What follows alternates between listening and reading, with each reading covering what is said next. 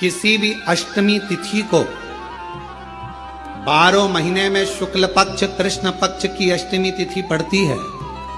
यदि किसी भी अष्टमी तिथि को अगर किसी ने नियम बनाया 5 अष्टमी का, 8 अष्टमी का, 7 अष्टमी का, एक कनेर का पुष्प शिवजी के शिवलिंग को समर्पित करना, अशोक सुंदरी के स्पर्श करना, और जो जलाधारी होती है, जैसे ये शिवलिंग है, ये जलाधारी है, तो पहले शिवलिंग पर स्पर्श, फिर अशोक सुंदरी का स्पर्श, फिर जलाधारी पर कनेर का पुष्प शिव जी की ओर मुख कर कर, अर्थात जैसे मानो ये कनेर का पुष्प है, तो ऐसा शिवलिंग का स्पर्श करते हुए जलाधारी पर जो समर्पित करता है, भगवान शंकर उसके मन की कामना को पूर्ण जरूर करते हैं। एक कनेर का पुष्प। जैसे लक्ष्मी पूजन में 2 चीजों का होना जरूरी होता है। पहले नंबर पर कमल गट्टा या कमल का फूल, और दूसरे नंबर पर है कुंकू और हल्दी। लक्ष्मी पूजन में 2 चीजों का होना जरूरी है, कमल गट्टा या कमल का फूल, कुंकू या हल्दी। उसी तरह शिव भक्ति में 2 चीजें जरूरी है, एक अटूट विश्वास और दूसरा शिव जी के प्रति पूर्ण समर्पण। बहुत मिलेगा। लक्ष्मी, वो कौन से 2 स्थान हैं जहां तू जाना पसंद नहीं करती? लक्ष्मी, वो कौन से 2 स्थान हैं जो व्यक्ति धारण करता है तो उस व्यक्ति के पास में से 2 साल में, 4 साल में, 6 साल में, 8 साल में तो रुष्ट होकर चली जाती है? वो स्थान कौन से हैं? तो 2 स्थान माता लक्ष्मी ने बताए हैं। पहला, फूटे हुए बर्तन में भोजन करना। कौन से बर्तन? जम के बोलिए जरा। जो टूटा बर्तन होता है, खंडित बर्तन होता है, फूटा हुआ बर्तन होता है, कहीं गिलास की किनोर टूट गई है, कहीं कटोरी की किनोर टूट गई है, कहीं थाली की किनोर टूट गई है, और तुम कहीं प्लेट की किनोर टूट गई है और तुम उसमें भोजन कर रहे हो, तो टूटे हुए बर्तन में भोजन करने वाले के पास में लक्ष्मी छिन्न हो जाती है, उसका भाग्य भी फूटे हुए बर्तन की तरह हो जाता है। ये लक्ष्मी का। और दूसरा, फटे हुए वस्त्र धारण करने वाले का भाग्य भी फटे हुए वस्त्र की तरह, जैसे फटा हुआ कपड़े का रेसा रेसा निकलता है, उसी तरह फटे हुए वस्त्र धारण करने वाले की भी जिंदगी में परिश्रम का रेशा निकलता रहता है, पर उसको सुख का भान नहीं होता। आज के जमाने में ये फटे हुए कपड़ों का फैशन आ गया, ये बड़ा दुख की घड़ी है।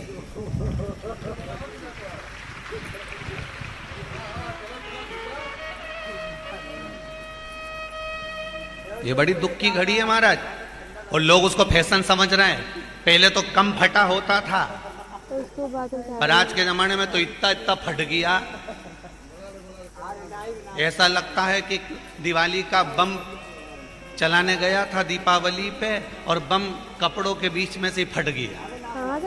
इसलिए वो कपड़े कब पहनेंगे तो ने अपने लिए। शास्त्र कह रहा है, लक्ष्मी कह रही है माता पार्वती को कि 2 जगह पर अगर ये 2 क्रम जिस जीव के होते हैं उसके पास में से लक्ष्मी 5 साल में। हम कई बार कहते हैं इन बच्चों को नहीं मालूम, इन नवयुवक लड़कों को नहीं मालूम, इन नवयुवक बेटियों को नहीं मालूम कि फटे हुए कपड़े पहनने का फल क्या है। आज नहीं, विवाह कर कर जब जाएगी तो मायके से जब ससुराल जाएगी, तूने कुंवारी अवस्था में तो खूब फटे हुए कपड़े पहन लिया ने, मम्मी मैं तो जीन्स लूंगी न ये लूंगी, तू तो खूब फटे हुए पहन, पर वहां जब जाएगी तब मालूम पड़ेगा कि रोना किसको कहते हैं। आज तो पहन लो, वो उसी में की बात है। कल वाली बात याद कर लो, अभी खाओगे तो कुछ दिन के बाद ब्लड बनेगा, और ब्लड बनेगा तब जाके ये शरीर में दौड़ेगा।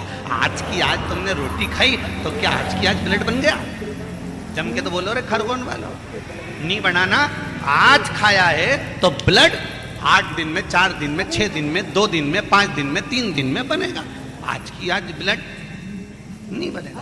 आज खाया तो 2 दिन में ब्लड तैयार होकर तुम्हारे शरीर में दौड़ेगा, शरीर में दौड़ेगा तो तुम्हारा शरीर भी चलेगा। उसी तरह तुमने अगर युवानी अवस्था में, कुंवारी अवस्था में ये फटे हुए कपड़े पहने हैं, तो जब तुम्हारी अवस्था बढ़ेगी ना, आज नहीं रोना पड़ रहा। आज के जमाने में तो फैशन है साहब, फैशन है, तो आज पहन ले, बाद में रो ले, रो बाद में बैठ। नहीं, ताली बजाने से कुछ नहीं होगा री जीजियो, फालतू की बात है। आज यहाँ से जाते से ही अपने को एक ही काम करना, जितना फटा हुआ कपड़ा है इनके सबके पोछा लगा दो, बाल्टी में डुबाई डुबाई। ये ताली बजाने से कुछ नहीं होगा। लोग तो कब से चिल्ला रहे हैं हम सुधरेंगे, जम के तो बोलो। गायत्री परिवार वाले रोज चिल्लाते हम सुधरेंगे, हम बदलेंगे। कब बदलोगे? इसमें भी गिर गया। जबरदस्ती का चिल्लाता फिर हम बदलेंगे, हम बदलेंगे। काय के बदले? तुमसे ज्यादा तो मेहंदी बदल गई, यहाँ थी।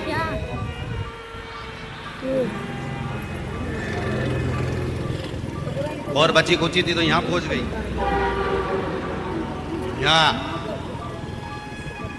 और पूर्णा कथा करने गए हड़पसर में, तो वहां पूछ लिया हमने, हड़पसर में जाकर तो हमने पूछा, तनु इधर है बेटा। अब जजमान के घर की चोरी। हमने कहा बेटा ये तूने क्या करा? अरे गुरुजी वो टेटू है ना, टेटू बनवाया। हमने कहा कितने का बनवाया? अरे गुरुजी 700 रुपये का। हमने कहा तुम मुंबई पूर्णा वाले फालतू का खर्चा करते हो, 700 रुपये का कहीं गाय को चारा देते तो बेचारी 2-4 दिन तक खाती। अब 700 रुपये का तूने टेटू बनवाया। अरे गुरुजी फैशन चल रहा है। तो हमने कहा बनवाने की जरूरत क्या थी, खुद बना लेती, फ्री में बन जाता। तो क्या गुरुजी अपना हाथ नहीं पहुंचे? नहीं। हमने कहा कैसे नहीं पहुंचे? पहले दीवार पे बना, उन्हें चिपक जा। और तो सब बनाई है ना, कैसे नहीं पहुंचे?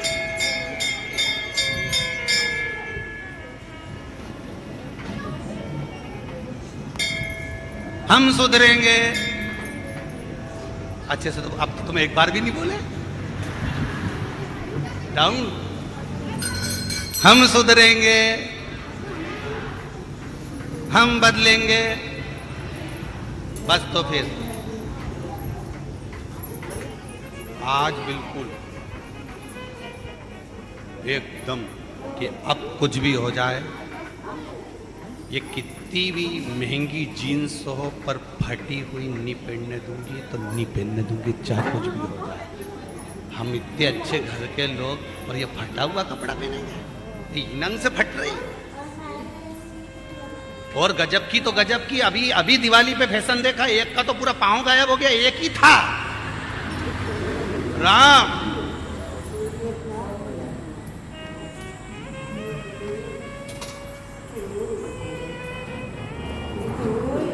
ए सुधर जाओ रे, जितने सुन रहे हो, नहीं तो सिधर जाओ रे। सुधरना जरूरी है।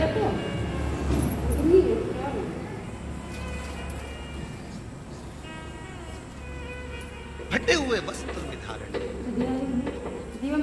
घर की बेटियां, घर के लोग ऐसे कपड़े पहने, ये श्रेष्ठता नहीं।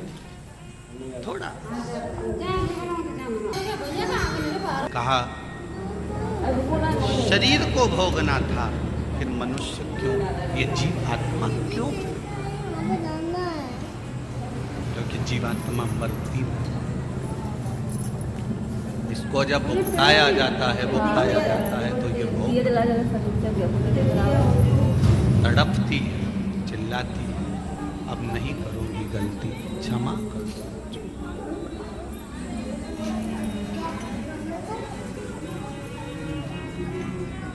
बहुत जो 18 प्रश्न थे उसमें एक प्रश्न बहुत अच्छा, कल के 18 प्रश्न जो थे, 18 प्रश्न में तीसरे नंबर का प्रश्न है किसी भाई का, जिन्होंने 18 प्रश्न लिखे थे उसमें तीसरे नंबर का प्रश्न है, जरा ध्यान से देखिए। अच्छे लोगों के साथ ही बुरा क्यों होता है? 18 प्रश्न में से एक प्रश्न, तीसरे नंबर, अच्छे लोगों के साथ ही बुरा क्यों होता है? और अच्छे लोग इस संसार से जल्दी क्यों चले जाते? उनके साथ बुरा क्यों हो रहा है? 18 प्रश्न में से एक प्रश्न, कल एक प्रश्न का उत्तर दिया था, आज एक प्रश्न अपन ने दिया कि अच्छे लोगों के साथ, तो उसके लिए एक प्रसंग बड़ा सुंदर है, आप उसका स्मरण करिएगा। एक प्रसंग का साउंड अच्छा नहीं है परंतु वो नहा के एक प्रसंग का स्मरण करिएगा। गाड़ी बैठ जाते घर पहुंच जाएंगे। कपड़ा लाया नहीं, अच्छा उनको क्या बदले में क्या? एक बार भगवान नारायण और देव ऋषि नारद दोनों भ्रमण करने के लिए चले, दोनों घूमने के लिए पृथ्वी पर आ गए और भ्रमण कर रहे थे मृत्युलोक में। घूमते घूमते घूमते घूमते एक सेठ जी के दरवाजे पर, और सेठ जी के दरवाजे पर दोनों ने ब्राह्मण का रूप रखा, और ब्राह्मण का रूप रखकर देवऋषि नारद जी ने भगवान विष्णु जी से कहा कि मुझे बहुत तेज प्यास लग रही है, प्रभु चलो, बहुत पानी पीने का मन कर रहा है, चलो कहीं चलते। भगवान नारायण ने कहा कि सामने एक सेठ जी का घर है, चलो अपन वहां चलते। चलिए वहां पहुंचे और सेठ जी के घर पर चले गए, और सेठ जी के दरवाजे पर जाकर उन्होंने आवाज लगाई, भैया कोई है क्या? भगवान विष्णु और देव ऋषि नारद दोनों ने आवाज लगाई, भैया कोई है क्या, भैया कोई है क्या? दरवाजा सेठ जी ने खोला और खोलने के बाद पूछा, तुम कौन हो? तो देवऋषि नारद और भगवान नारायण दोनों कह दिए, भैया हम तो पथिक हैं, यहाँ भ्रमण करते करते यहाँ आए हैं, भ्रमण करते करते यहाँ पहुंचे हैं, और भ्रमण करते करते हम लोग यहाँ पहुंच गए, हमको बहुत तेज प्यास लगी, क्या आप पानी पिला सकते हो? छोड़ दो।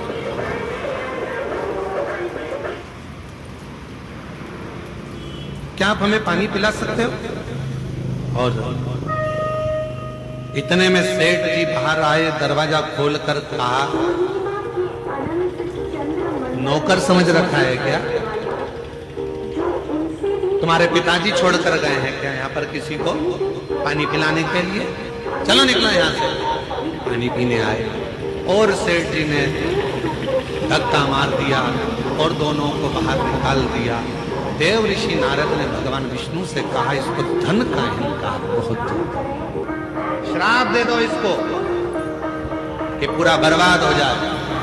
इतने में भगवान विष्णु ने पलट कर दोनों हाथ ऊंचे कर कर कह दिया, भगवान करे तेरे घर में और लक्ष्मी बढ़ जाए, तेरे घर में और संपदा बढ़ जाए, तेरे घर में और धन बढ़ जाए। देव ऋषि नारद को गुस्सा आ गया। नारद जी ने कहा, प्रभु कैसी बात करते हो? तुम्हें तो इसको श्राप देना चाहिए कि बर्बाद हो जाए, और तुमने उसको आशीर्वाद दे दिया कि उसके घर में और धन आ जाए। कितना बेकार व्यक्ति, उसको और तुम वर देकर जा रहे हो। और आगे चले, नारद जी से भगवान ने कहा चल और आगे चलते। और आगे गए तो एक बूढ़ी माँ का झोपड़ा था, और बूढ़ी माँ के झोपड़ा, छोटा सा झोपड़ा था। दरवाजा बजाया, माँ प्यास लगी, पानी, माँ बहुत तेज प्यास लग रही है, पानी पी। बूढ़ी माँ ने दरवाजा खोला, आसन बिछाया, बिठाया, अंदर से पानी लाकर पिलाया, फिर गई गिलास में गरम गरम दूध लाकर दोनों को दे दिया और कहा, लो बाबा दोनों दूध पियो फिर जाओ। और दोनों दूध पीकर जाने लगे। देव ऋषि नारद जी ने कहा, देखो कितनी अच्छी माँ है, पानी भी पिलाया, आसन भी दिया, दूध भी पिलाया, प्रभु इसको वर दे दो। भगवान विष्णु ने उसकी ओर देखा और उस बूढ़ी माँ को देखकर भगवान नारायण ने हाथ उठाकर कहा, जा तेरी जो गाय है वो मर जाए।